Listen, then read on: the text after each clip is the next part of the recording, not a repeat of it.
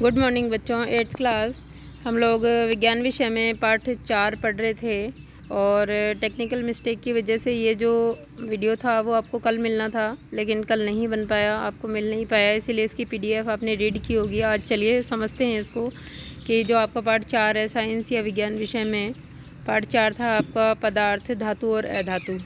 धातु और अधातु की क्रिया हमने पढ़ ली थी, किस प्रकार धातु और अधातु जो है वो वायु से क्रिया करते हैं। अब हम देखेंगे धातु और अधातु की जल के साथ अभिक्रिया। ठीक है, आइए देखें धातु और अधातु किस प्रकार जल से अभिक्रिया करते हैं। चलो, सोडियम धातु बहुत अभिक्रियाशील होता है। ठीक है, देखो किस तरह से अभिक्रियाशील होता है। सोडियम धातु बहुत अभिक्रियाशील होता है। यह ऑक्सीजन और जल के साथ अत्यंत तीव्र अभिक्रिया करता है। अभिक्रिया में बहुत अधिक ऊष्मा उत्पन्न होती है, इसीलिए मिट्टी के तेल में संचित रखा जाता है।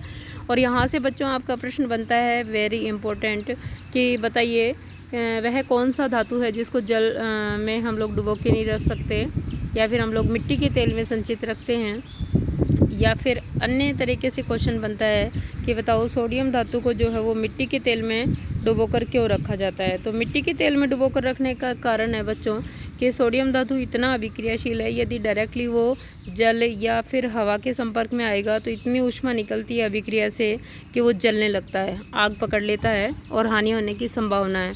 इसीलिए वो केरोसिन से रिएक्शन नहीं करता है, तो उसको मिट्टी के तेल में डुबोकर रखा जाता है। चलो क्रियाकलाप करते हैं। आपको शिक्षक द्वारा कक्षा में प्रदर्शित की जाए।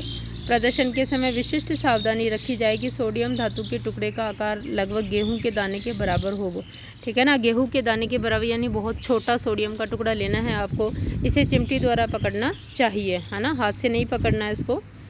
एक 250 ml का बीकर या कांच का गिलास लीजिए, इसे आधा जल से भर लीजिए। अब सावधानी पूर्वक एक छोटा सोडियम धातु का टुकड़ा काटिए, फिल्टर पत्र का उपयोग कर इसे सुखा लीजिए, है ना, केरोसिन हटा लेना है इसका।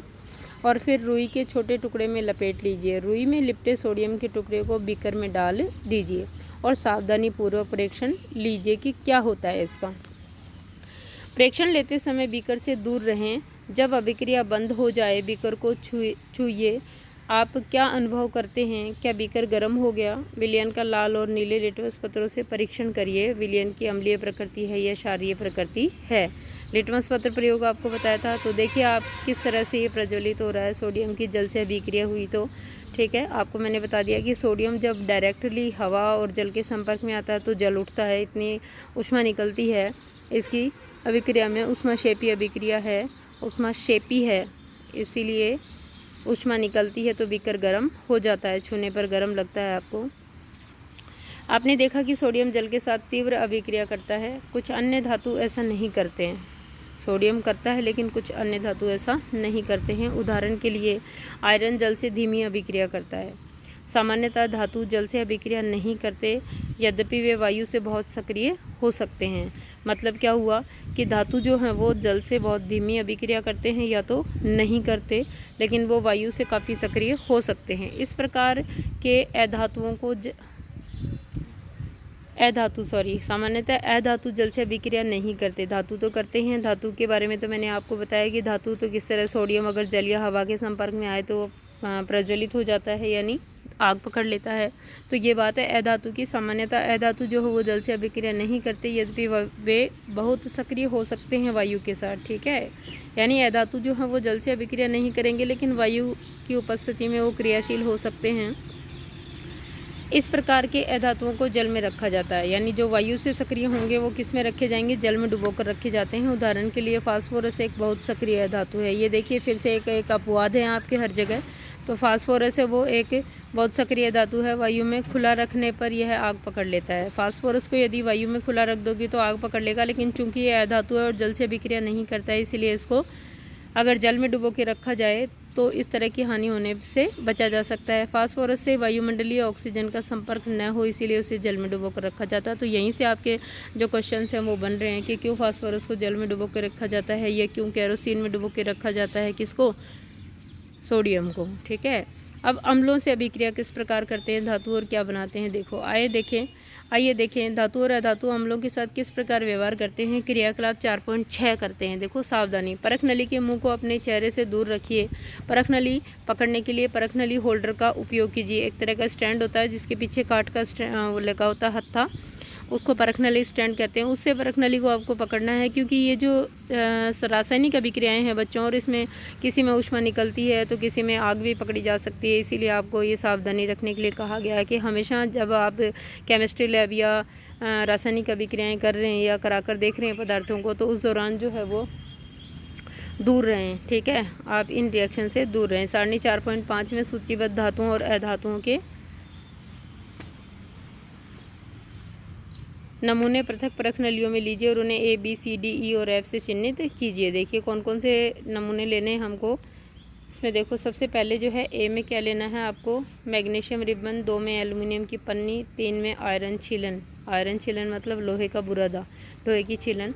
D में लेना है कॉपर या छिला हुआ लचीला तार, ठीक है, कॉपर का, तांबे का लचीला तार लेना है छिला हुआ। E में लकड़ी का कोयला या चूर्ण लेना है, और F में लेना है सल्फर का चूर्ण। ये आपको लेने हैं। धातु अधातु सब आ गई हैं इसके अंदर, ठीक है। और फिर सारणी में जैसे तनु हाइड्रोक्लोरिक अम्ल से अभिक्रिया और तनु सल्फ्यूरिक अम्ल से अभिक्रिया। तनु हाइड्रोक्लोरिक HCl अम्ल होता है, तनु सल्फ्यूरिक अम्ल H2SO4 अम्ल होता है, ठीक है। सामान्य ताप पर अभिक्रिया करानी है, फिर गर्म करने पर क्या होता है वो देखना है। इसी तरह तनु सल्फ्यूरिक अम्ल की सामान्य ताप पर क्रिया करा के ऑब्जर्वेशन लेना है आपको, और फिर गर्म करने पर क्या होता है वो देखना है। तो चलिए नमूने ले लिए और परख नलियों में A, B, C, D, E और F से चिन्हित कर दिया। ड्रॉपर की सहायता से प्रत्येक परख नली में एक एक करके 5 ml, है ना, ड्रॉपर में ml लिखे हुए आते हैं। ड्रॉपर की सहायता से प्रत्येक परख नली में 5 ml तनु हाइड्रोक्लोरिक अम्ल डालिए। पहले HCl अम्ल डालना है, तनु आपको। अभिक्रिया का सावधानीपूर्वक परीक्षण कीजिए। यदि ठंडे विलयन में कोई अभिक्रिया नहीं होती है तो परख नली को हल्का गर्म करिए। प्रत्येक परख नली के मुंह के पास एक जलती हुई माचिस की तिल्ली लाइए। यदि क्रियाकलाप तनु हाइड्रोक्लोरिक अम्ल के स्थान पर तनु सल्फ्यूरिक अम्ल लेकर दोहराएं तो अपने प्रेक्षणों को सारणी 4.5 में लिखिए।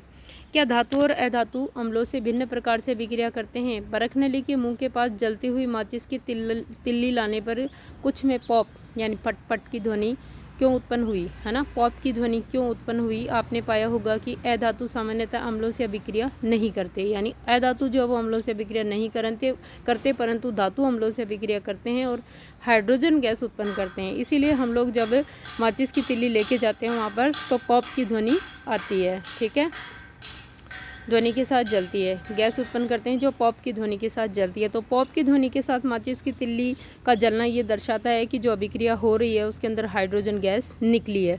तो इस प्रकार मैंने आपको बताया कि अधातु जो है वो अम्लों से अभिक्रिया नहीं करेंगे, लेकिन धातु जब अम्लों से अभिक्रिया करेंगे तो हाइड्रोजन गैस बनती है। आपने देखा कि कॉपर तनु हाइड्रोक्लोरिक अम्ल से गर्म करने पर अभिक्रिया नहीं करता, परंतु यह सल्फ्यूरिक अम्ल से अभिक्रिया कर लेता है, ठीक है। ओके स्टूडेंट्स, ये हमने देखा आज धातु और अधातुओं की जल से अभिक्रिया और धातु और अधातुओं की अम्लों से अभिक्रिया।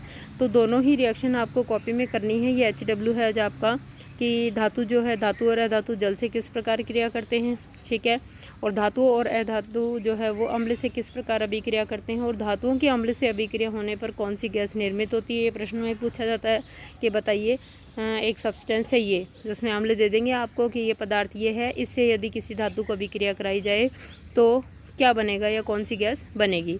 इसके साथ ही आपका प्रश्न बनता है कि फास्फोरस जो है उसको जल में डुबो कर क्यों रखा जाता है, केरोसिन है उसको सोडियम है उसको केरोसिन तेल में डुबो कर क्यों रखा जाता है। तो इस तरह से जो अपवाद स्वरूप क्वेश्चन है वो भी आपको यहाँ से करने चाहिए। उनके उत्तर यही है, क्यों डुबो कर रखा जाता है केरोसिन तेल में सोडियम को, क्योंकि सोडियम जो धातु है वो हवा और जल से अत्यंत तीव्र अभिक्रिया करता है, यह क्रियाशील है बेहद, इसीलिए वो हवा या जल के संपर्क में आते ही आग पकड़ सकता है, तो उसको केरोसिन तेल में डुबो कर रखा जाता है। इसी तरह से जो फास्फोरस है वो अधातु है, लेकिन हवा के साथ में वो बहुत क्रियाशील है और आग पकड़ लेती है हवा के संपर्क में आते ही, इसीलिए उसको जल में डुबो के रखा जाता है, क्योंकि अधातु जो है वो जल से अभिक्रियाएँ नहीं करते हैं। तो ये था आज का वीडियो आपका, और इसके आगे का जो है वो आगे के गुण हम लोग नेक्स्ट टॉपिक में देखेंगे आपके कल के वीडियो में।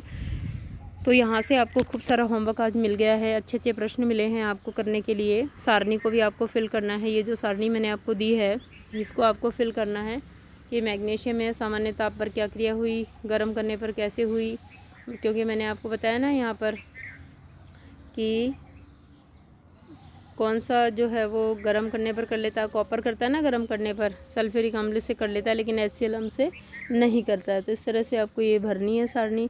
Okay students, thank you.